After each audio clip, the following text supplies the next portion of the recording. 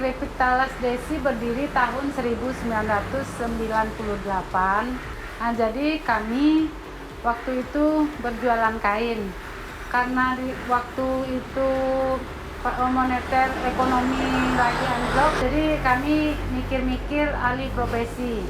Disitulah kami mencoba untuk bikin dulunya sedikit-sedikit. Kami kasih ke orang-orang, disuruh nyobain rasa. Setelah itu kami masukkan ke warung-warung tetangga. Dari warung-warung tetangga masukin ke sekolah-sekolah. Dan sekitar tahun 2004 kami mulai masuk ke pasar tradisional. Dari pasar kami coba untuk berjualan. Alhamdulillah prospeknya bagus. Kami cari lagi pasar yang ada di sekitaran Padang Panjang. Waktu itu kami ke Bukit Tinggi sama ke Sawah Lunto. Alhamdulillah berkembang. Jadi kami mencoba memasukkan waktu itu ke Christine Hakim.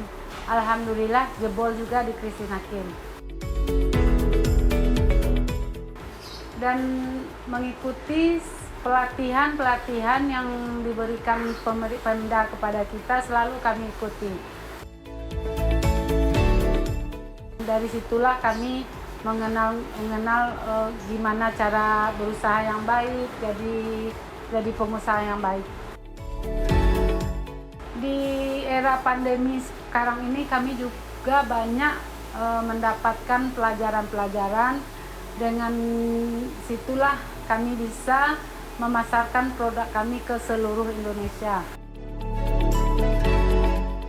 Sebelum pandemi, kami bisa menghabiskan seharinya 4-5 karung talas. Tapi selama pandemi ini berkurang 50%.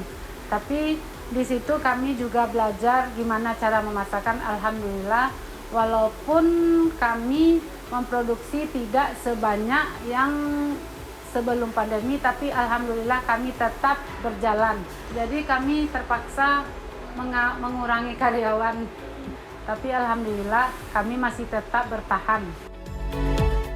Untuk kedepannya, mudah-mudahan habis dari pandemi ini terbuka lagi jalan buat kami dan mengambil lagi karyawan-karyawan yang sudah kami rumahkan, dan kami dapat memasarkan hasil-hasil yang produksi yang kami buat untuk ke seluruh Indonesia.